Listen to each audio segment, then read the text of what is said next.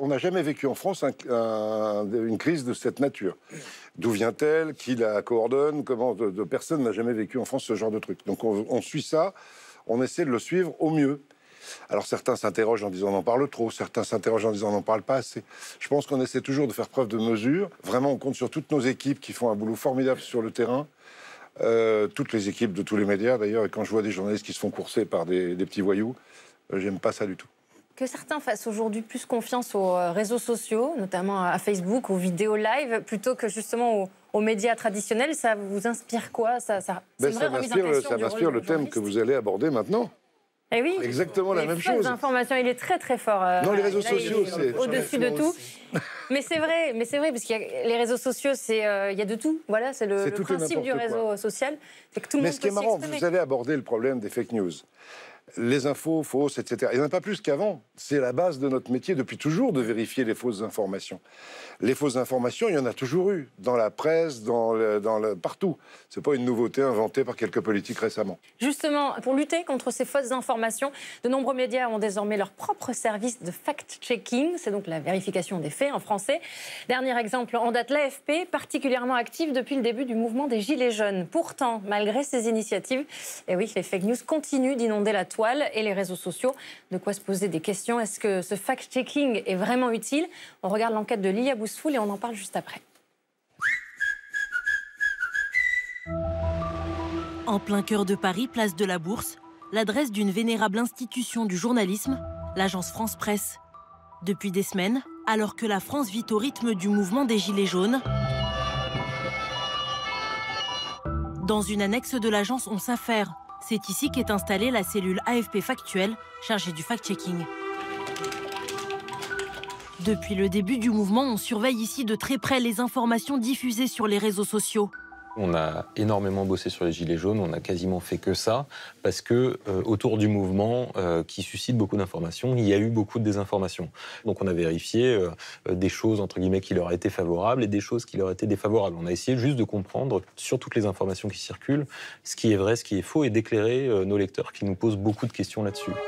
À Paris, la cellule compte 4 journalistes. Voici le genre de publications sur lesquelles ils travaillent. Là, cette personne en fait accuse ces photographes de mettre en scène un tout petit feu de trottinette et de le traduire en 7 photos pour montrer que Paris serait à feu et à sang et à exagérer, tout amplifier.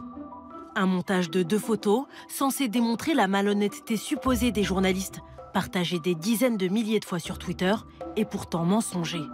Il se trouve que ces 2 photos n'ont pas été prises ni le même jour, ni au même endroit, et que les photographes ne l'ont manifestement jamais publié. On n'a jamais trouvé une photo de cette trottinette en feu avec l'Arc de Triomphe derrière. Lancé il y a 1 an, le site AFP Factuel est gratuit. Depuis le début du mouvement des Gilets jaunes, il connaît un essor considérable. Son trafic a été multiplié par 2, le nombre d'abonnés sur Twitter par 4. Tout le monde peut produire de l'information grâce aux réseaux sociaux et c'est une très bonne chose que tout le monde puisse s'exprimer. Mais du coup, abondance d'informations veut dire, croissance corollaire de la désinformation. Les gens peuvent être un peu perdus, peuvent se demander qui croire, qui ne pas croire, qui est une source fiable, etc. Nous, on essaye un peu de, non pas de filtrer, mais d'apporter un peu de clarté là-dedans et de travail un peu vérifié. Comme l'AFP, d'autres médias français sont présents sur le créneau du fact-checking. À Libération, la cellule s'appelle Check News. C'est le journaliste Cédric Mathieu qui la dirige. En fait, les internautes ou les citoyens en général doutent d'énormément de choses. Ils doutent de la parole des responsables politiques, ils doutent de ce qu'ils voient sur les réseaux sociaux et sur Internet, ils doutent de ce qu'écrivent les journaux. On veut pouvoir parler avec ces gens sans être dans le jugement aussi. Voilà, c'est ça qui est une chose importante, c'est qu'on sait que les gens ils sont dans le doute. Il ne s'agit pas de dire vous croyez n'importe quoi, vous êtes un complotiste, vous êtes un âne. C'est justement la démarche, c'est exactement le contraire de ça. Sauf que sur le chemin des fact-checkers se dresse un obstacle. Souvenez-vous de cette image. Cette fausse information a été relayée 38 000 fois sur Twitter, le démenti 2500 fois. Autrement dit, cet intox est 15 fois plus viral que le correctif. Dans le 9e arrondissement de Paris, nous sommes allés à la rencontre d'un spécialiste des réseaux sociaux.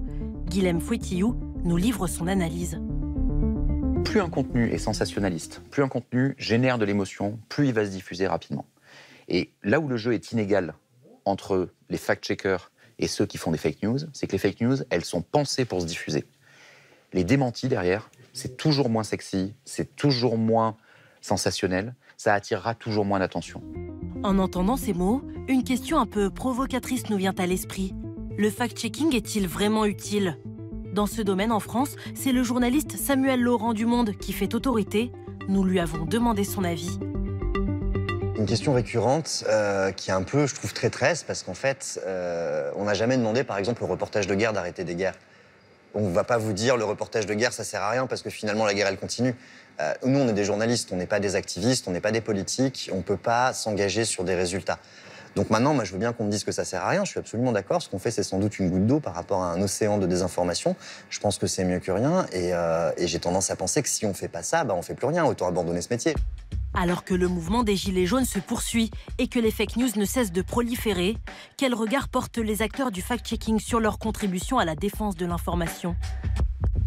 Nous, notre objectif, c'est d'essayer de regagner la confiance. Et pour ça, il ne faut pas se rater, il ne faut pas juger les gens, il faut essayer d'être pédagogue. On sent que ça infuse, c'est pas encore complètement connu, c'est pas encore... Tout le monde ne sait pas que ça existe, mais il y a de plus en plus de gens et ça nous plaît beaucoup. Et l'autre problème, c'est qu'aujourd'hui, encore une fois, c'est les réseaux sociaux. Donc tant que les réseaux sociaux ne mettront pas en place des solutions un petit peu plus massives là-dessus et s'investiront pas un petit peu plus là-dessus, on aura beau faire ce qu'on veut, voilà, nous, on ne sera qu'une voix parmi une multitude.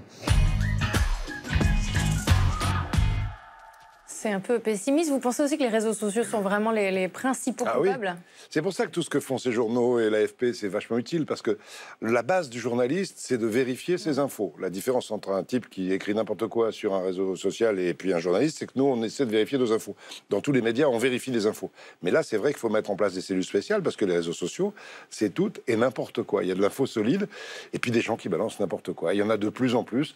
À nous de faire attention. C'est pas parce qu'une rumeur se développe sur les réseaux sociaux que ça devient une vraie information. Alors la question, c'est de savoir justement, est-ce qu'ils en font assez, ces réseaux sociaux, et notamment Facebook, on le sait, est au cœur du mouvement des Gilets jaunes. Est-ce qu'il y a assez d'action du côté de Facebook, Raphaël ? Vous venez de le dire, Jean-Pierre, vu ce qu'on voit encore en ligne, il est clair qu'il y a encore du boulot. Mais on ne peut pas dire que Facebook soit resté les bras croisés pour autant. Depuis 2 ans, le réseau social a lié des partenariats avec des médias traditionnels comme l'AFP, Le Monde ou Libération. Et le principe, c'est que Facebook signale à ces médias des contenus douteux, à charge pour les journalistes de ces médias traditionnels de vérifier les infos. Et c'est même devenu une source de revenus non négligeable pour les rédactions. Par exemple, Libération touche 25 000 € de Facebook chaque mois pour vérifier environ 20 à 30 fake news.